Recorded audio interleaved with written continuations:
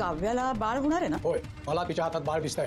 लग्नानंतर होईलच प्रेम मालिकेच्या पुढील भागामध्ये आपण पाहणार आहोत की गुरुजी नवीन संकेत देण्यासाठी देशमुखांच्या घरी आलेले असतात. त्यावेळेस मानिनी गुरुजींना म्हणत असते की जीवा आणि नंदिनी खरंच मनापासून प्रयत्न करत आहेत बाळ होण्यासाठी, मग त्यांना यश का मिळत नाहीये.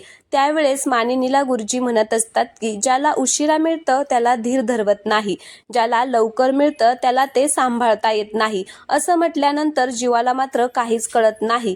तर वसुआत्या गुरुजींना म्हणत असते की काव्याला बाळ होणार आहे ना. रम्या मात्र खूप आश्चर्याने बघत असते.